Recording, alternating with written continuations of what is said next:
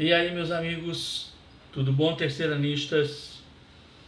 Nossa aula de hoje, o que é? Concluir aquele capítulo sobre hebreus, fenícios e persas. Já falamos sobre fenícios, já falamos sobre os persas, agora a gente fecha com os hebreus, não é isso? Muito bem.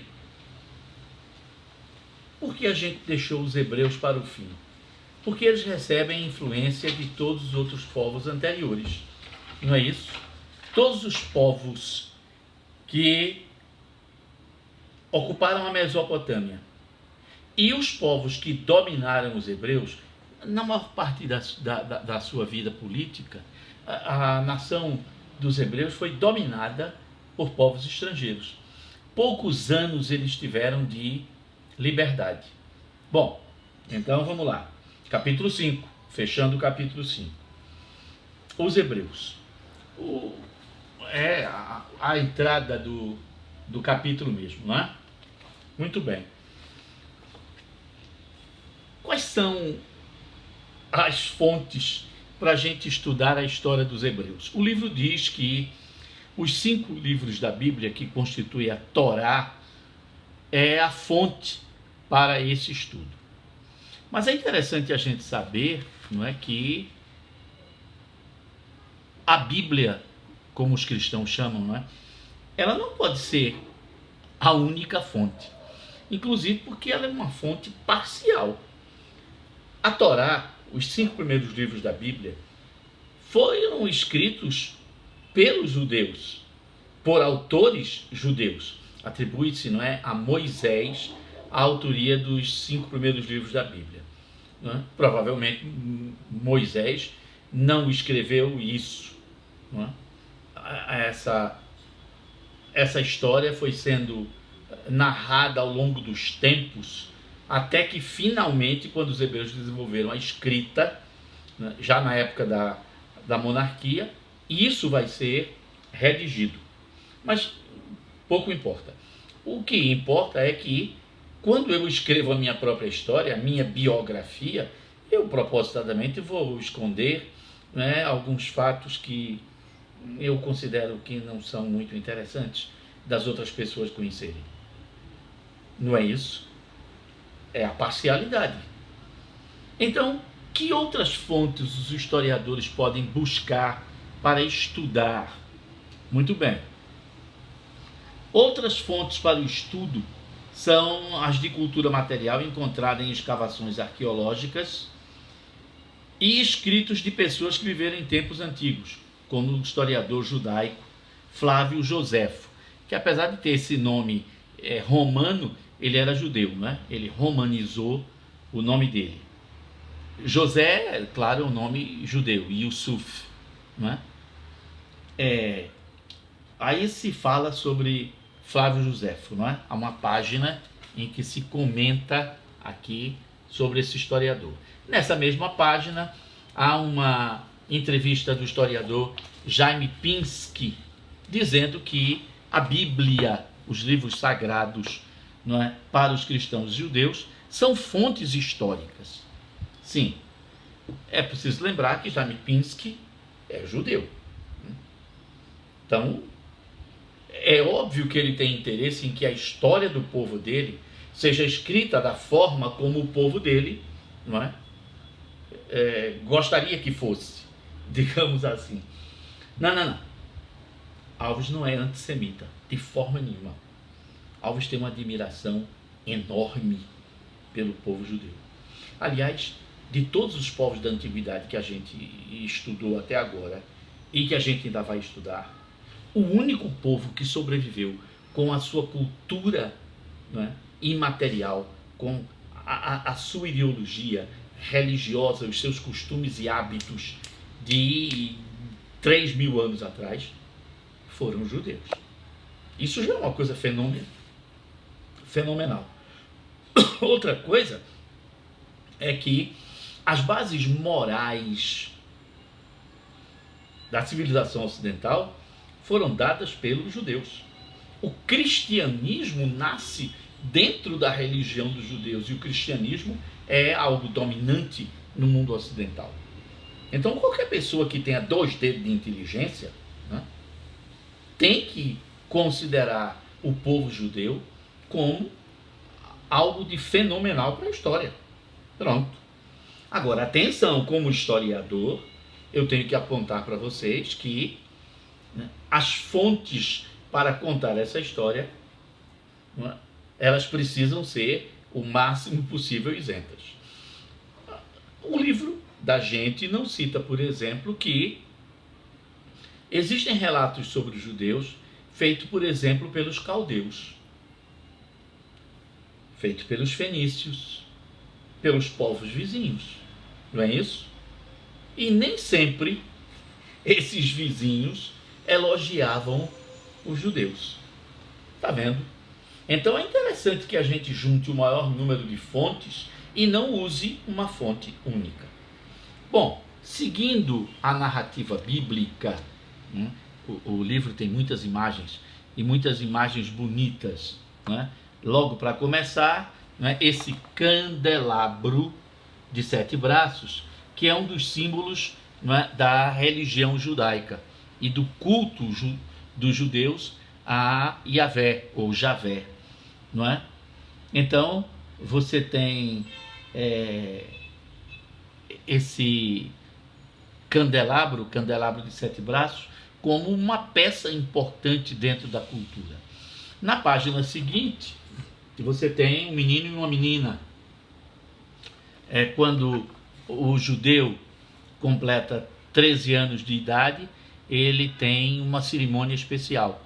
A partir daí se considera que ele inicia a idade adulta, não é? Essa cerimônia, que é uma festa também, né, digamos assim, da maioridade, entre outras coisas, se exige que o menino leia alguns trechos da Torá. Você vê aí na ilustração, você está com o livro, claro, não é? As aulas são acompanhadas com o livro. Você vê o menino segurando uma espécie de estilete, porque você não toca a palavra sagrada com os dedos, né? Então, ele tem que recitar alguns textos da Bíblia. Usa um chapeuzinho, não é? O kippá, usa essa estola, cada coisa dessa tem um significado e tem um nome. Essa festa é chamada Bar Mitzvah, não é? E não existia isso para as meninas, né? Isso é uma coisa nova, né? As mulheres conseguiram também, dentro de uma sociedade que era machista, onde as mulheres não tinham a permissão de estar na sinagoga, não é, para ler a palavra divina, manusear a Torá, agora já podem, não é? Uma cerimônia equivalente para as meninas, que é chamada de Bat Mitzvah. Bar Mitzvah para os meninos e Bat Mitzvah para as meninas. Muito bem. Pela narrativa bíblica, né, os judeus são descendentes de um casal primitivo criado por Javé, chamado Adão e Eva. Adão e Eva tiveram vários filhos, normalmente a gente só conhece 2, Caim e Abel, né? Mas eles tiveram vários filhos, e os filhos, e filhos, e filhos, e filhos, chegou um momento, né, em que os descendentes de Adão e Eva se misturaram com outros povos. Deus não gostou disso, porque eles se afastaram do culto ao verdadeiro Deus, e Javé resolveu castigar o mundo. Com apenas uma família liderada por Noé, as esposas e os filhos, se mantinham fiéis a esse Deus Javé, o Deus Javé resolveu salvar essa família, Noé, as esposas e os filhos, mandando construir um navio gigantesco, não é? Onde ele deveria, além da família, colocar também casais de vários animais, porque haveria uma inundação gigantesca naquela área e todos morreriam. Noé faz exatamente isso, vem essa inundação gigantesca, o dilúvio, Noé se salva e os descendentes de Noé voltam a povoar aquela região. Lembrando, o dilúvio não cobriu a terra inteira, mas a região onde, né, os descendentes de Adão e Eva, agora descendentes de Noé, viviam. O tempo passa e os descendentes de Noé, alguns descendentes, abandonam o culto ao verdadeiro Deus, formando cidades, duas delas, Sodoma e Gomorra, né, que se misturaram ao pecado e o diabo a quatro. Resultado, Deus resolveu castigar as duas cidades e salvou um descendente lá, né, dos hebreus chamado Ló, né, que com sua família salvou-se, né, de um fogo que desceu dos céus e acabou com as cidades, né, de Sodoma e Gomorra. Há um outro episódio de os homens também desafiavam o poder divino e queriam construir uma torre que fosse até o céu, né, e Deus confundiu a língua dos homens. Até então havia uma língua só para aquele grupo, né, e aí os semitas passaram a falar várias línguas, né, se desentendendo por conta disso.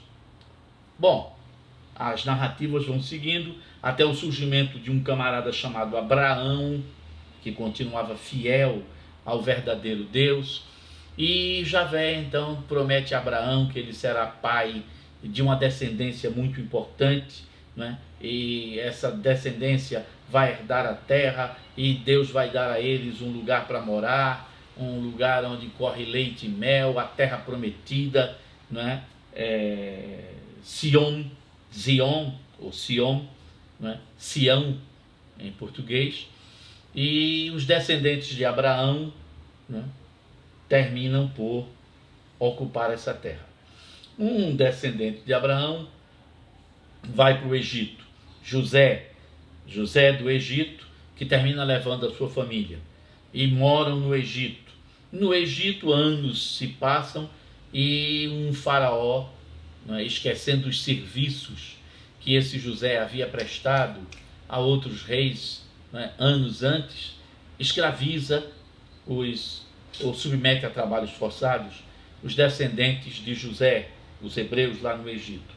É quando se suscita, não é, uma liderança, e aí Moisés aparece, a história de Moisés como príncipe do Egito, uma criança que foi salva, etc. e tal. Você está percebendo que nessa narrativa há uma série de intervenções divinas permanentemente, e milagres e cataclismas que são produzidos por esse Deus chamado Javé. E olhe que eu economizei, né, reduzi muito essa história e não falei dos anjos que aparecem também por aí, enviados de Deus, né, e das esposas e descendentes e as intrigas dentro das famílias. Moisés finalmente liberta o povo hebreu que estava no Egito e o leva até o Sinai, a península do Sinai.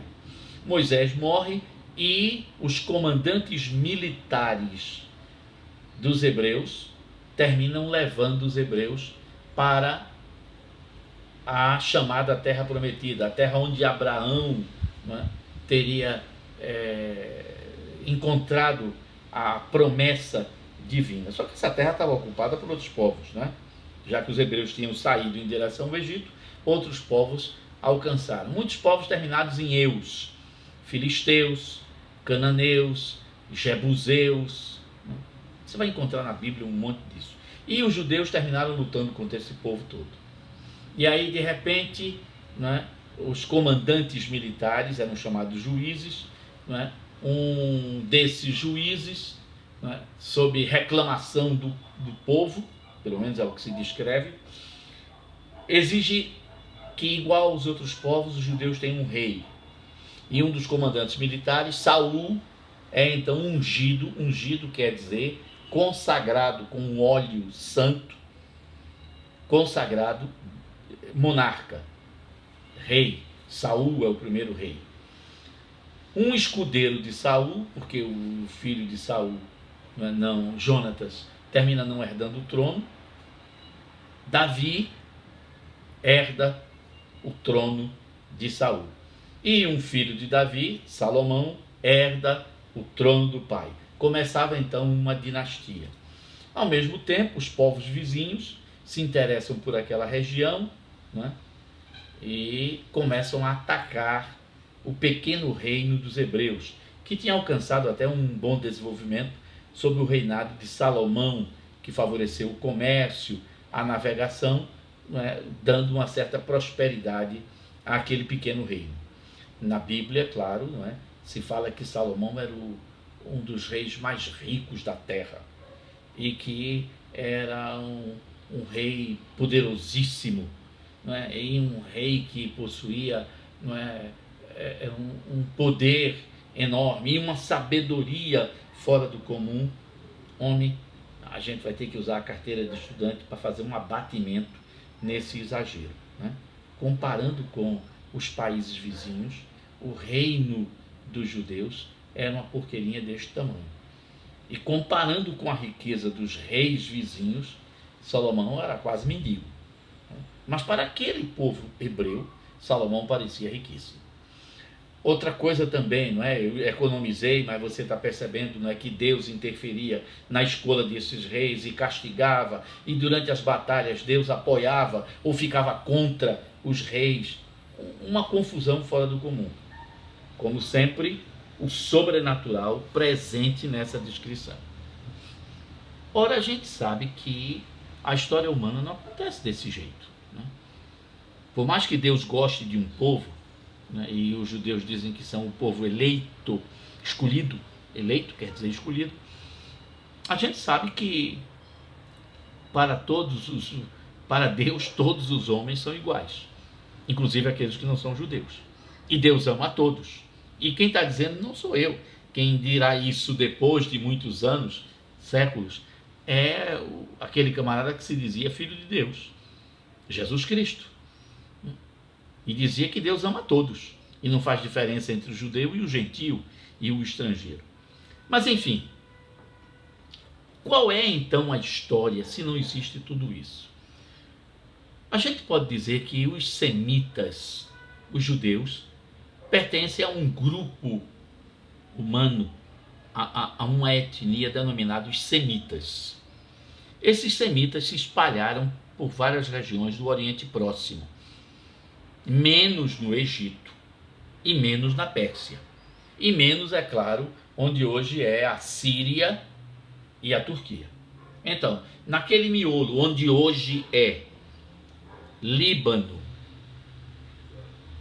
Iraque, Jordânia, Palestina, o atual Estado de Israel e o Sinai e a Arábia, pronto, os semitas ocupam essa região. Um grupo semita, que a gente vai denominar de hebreus, né?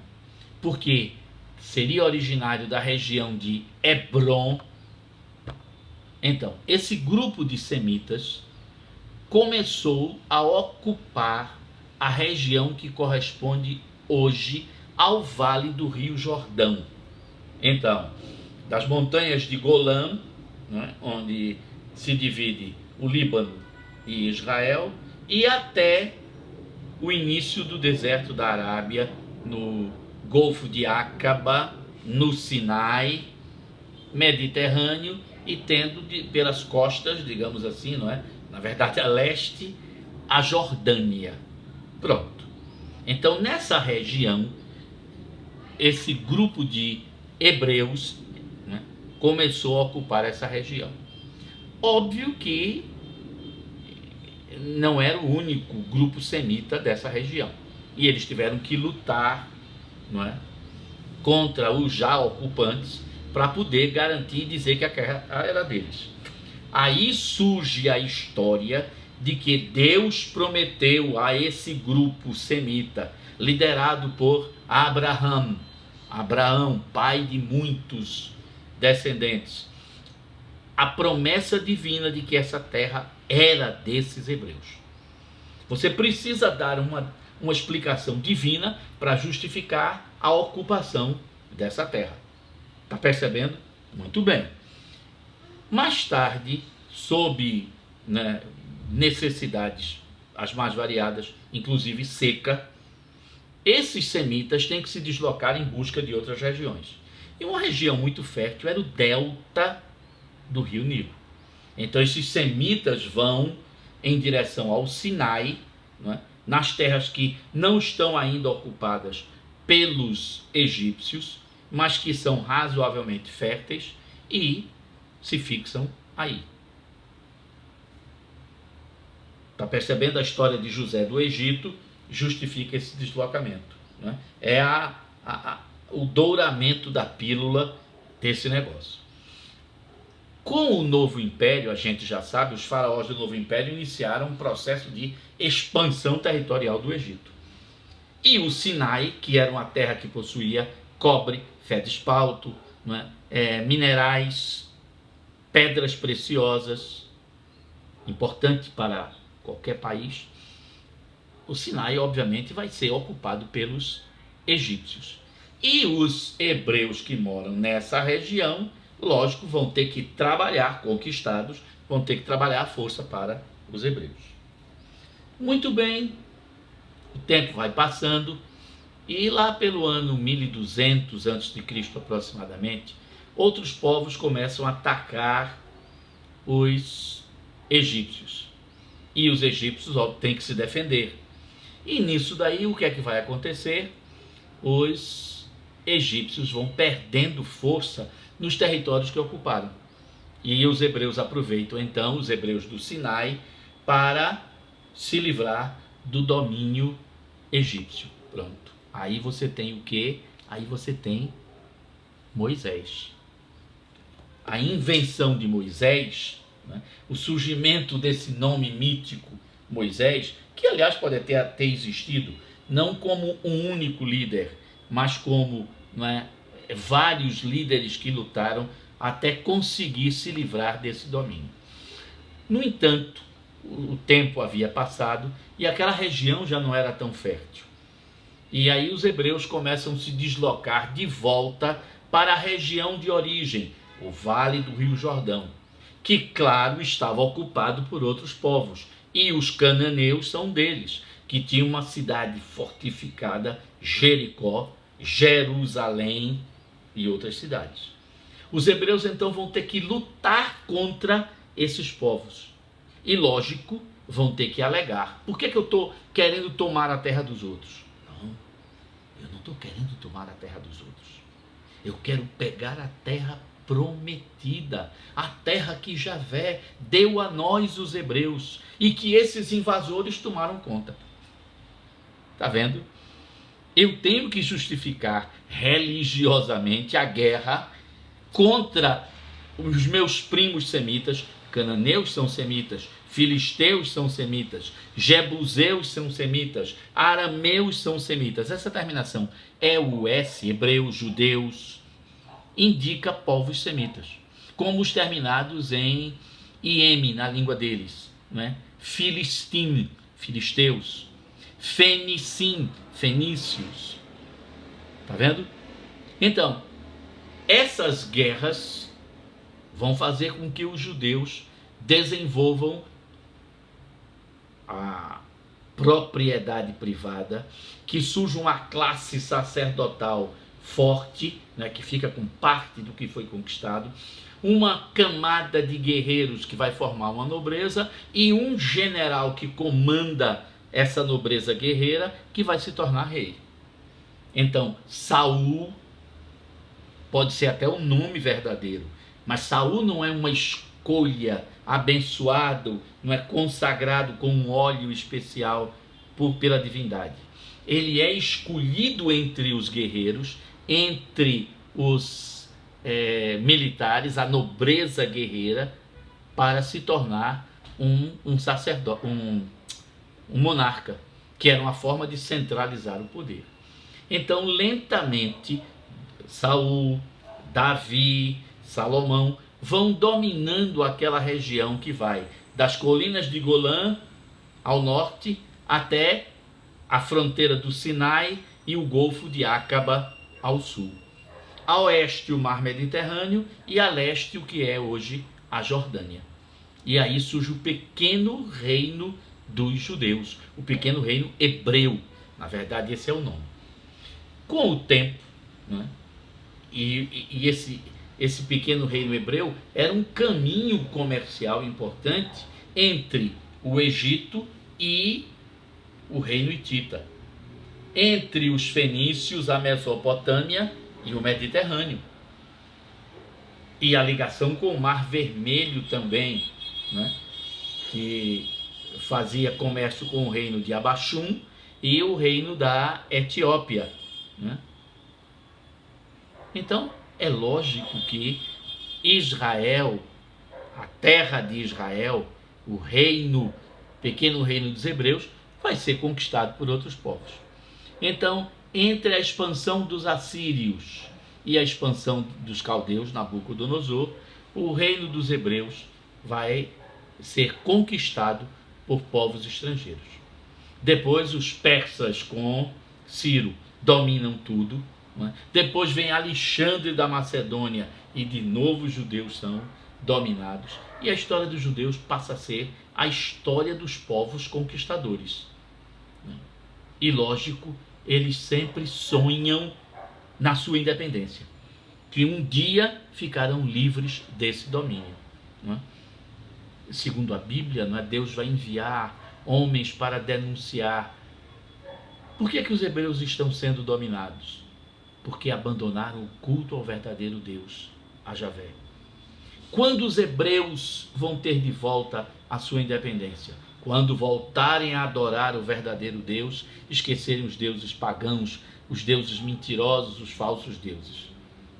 São os profetas, esses homens que vêm denunciar a injustiça social e a promessa desse mundo novo de restaurar o reino dos hebreus, são os profetas.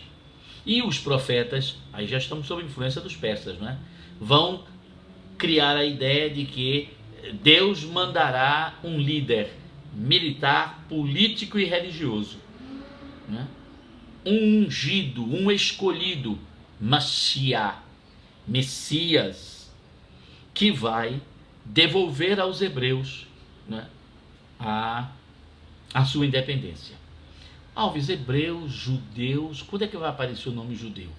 É que quando morreu Salomão, né, os descendentes de Salomão, os dois filhos de Salomão, dividiram o pequeno reino hebreu em dois reinos menores, né? O reino do sul, chamado Judá, e o reino do norte, chamado Israel. Do nome Judá é que vem judeus, não é isso? Os hebreus perdem o nome de hebreus e passam a se chamar genericamente de judeus. Depois vem aí eu falando, né? Vem o domínio assírio, o domínio caldeu, o domínio persa, o domínio de Alexandre da Macedônia e depois o domínio dos romanos. Ao longo desses séculos de domínio, os hebreus sempre sonharam com sua independência e mantiveram suas tradições, seus costumes, apesar das perseguições. Então você vê que o antissemitismo é uma coisa antiga. E é antigo por quê? Porque os judeus não queriam se submeter a adorar os deuses dos conquistadores, nem os costumes dos conquistadores. A religião dos hebreus tinha uma série de proibições e uma série de exigências para quem fosse hebreu, né? Por exemplo, do ponto de vista alimentar, a carne de porco era proibida, o uso do sangue dos animais na comida. Então, carne mal passada, esse churrasquinho mal passado, não pode, né? Dobradinha, galinha cabidela, sarapatel, essas comidas também não podiam. Você não pode misturar leite com carne, então estrogonofe não é possível de existir, né? Você está vendo? Então, a tradição dos hebreus ou dos judeus entrava em choque com o que o resto do mundo fazia. E como os judeus eram teimosos mantendo essa tradição, é claro que eles pareciam esquisitos. E aí, por isso, as perseguições, né? Mas eles resistiram ao domínio romano. E todas as vezes se revoltavam. Houve várias revoltas dos judeus contra os povos que o dominaram. A última revolta ocorreu em 68, a última grande revolta, 68 a 70 depois de Cristo, né? Uns 30 e quase 40 anos depois que Jesus morreu. Durou 2 anos, não é? Os judeus foram derrotados. Mas foi uma coisa terrível. O cerco de Jerusalém por Tito, né, filho do imperador Vespasiano, e mais tarde ele também imperador, foi um negócio monstruoso. Flávio Joséfo, aquele historiador, descreve o que foi isso. Cenas de canibalismo, gente comendo rato, urtiga, um desespero total. Os sobreviventes foram castigados. Né? Tito, através de um decreto do pai Vespasiano, né, espalha os judeus, tira os judeus sobreviventes da região e espalha por outros lugares. Anos depois, em 130, né, um judeu lidera uma nova revolta. Os judeus que saíram, foram expulsos daquela região e voltaram, tentaram restabelecer o Estado judeu. Outra vez, Ben Bar Coquebas é o líder dessa revolta. Também são derrotados mais uma vez. E de novo, outro espalhamento. Aliás, pronto, esse espalhamento dos judeus, né, castigados pelos romanos, tem um nome: diáspora. Mas para onde os judeus iam? A lembrança de que virá um Messias e nós voltaremos a nos reunir outra vez e teremos de novo a nossa pátria, Sião, né? Voltaremos à terra prometida. Essa terra é nossa e nós voltaremos a ela.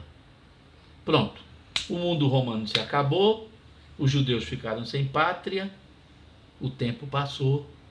Depois da Segunda Guerra Mundial, os judeus vão ter outra vez sua pátria. A ONU vai recriar, né, a terra dos antigos judeus, mas também vai colocar ali junto a terra dos palestinos, dos semitas, descendentes dos antigos filisteus, que também viveram ali. Então foram criados 2 estados em 1947. Um estado para os judeus, que se chamaria Estado de Israel, e um estado para os palestinos, o Estado da Palestina. Mas esse é assunto para a atualidade, não é para agora, não é para a aula das quartas-feiras do SSA. Em que os judeus são importantes do ponto de vista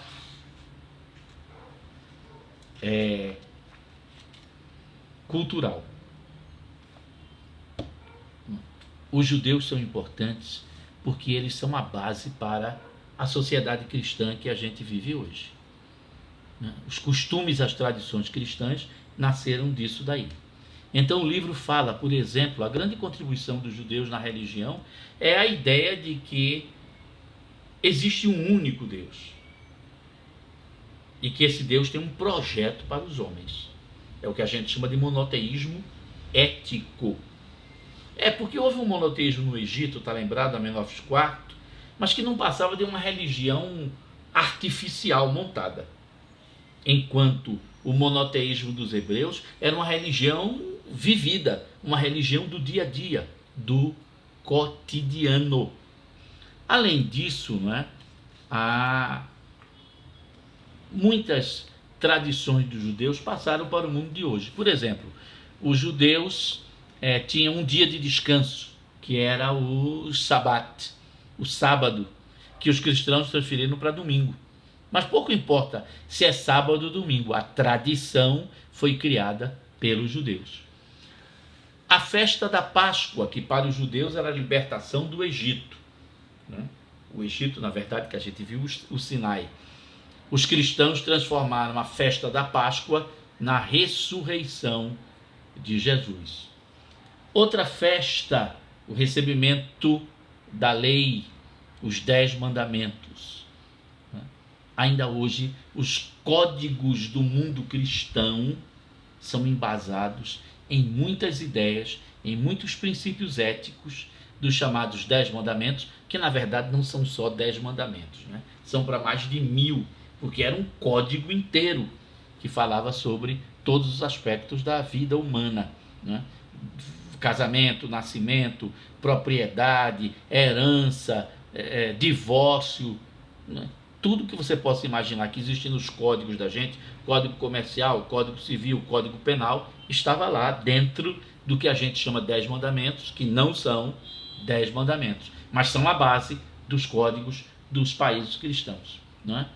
Então, há outras festas, como por exemplo o Ano Novo deles, a comemoração do Ano Novo que passou para os cristãos com outro nome. Eles chamam de Rosh Hashanah, né?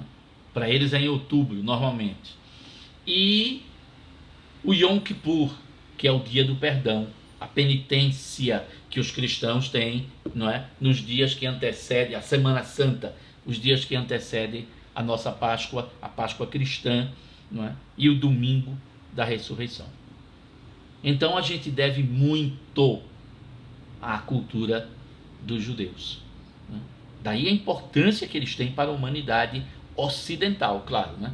A influência deles na África, na Ásia é mínima, mas na América colonizada pela Europa cristã, na Europa cristã, nós vivemos assim. O antissemitismo é uma burrice, né? A gente não pode confundir maus governantes do Estado de Israel com o povo judeu. Gente é gente em todo canto, com todos os defeitos, com todas as qualidades. Governos é que podem ser perigosos para a humanidade. Então você tem governantes em Israel que buscaram a paz, governantes palestinos que buscaram a paz, mas você tem governantes, né, de Israel e governantes palestinos que querem a guerra, que fomentam a guerra e vivem da guerra. Agora, quem sofre com isso é o povo palestino e o povo judeu. Ok? Vem os testes que a gente faz na próxima aula. Até lá então.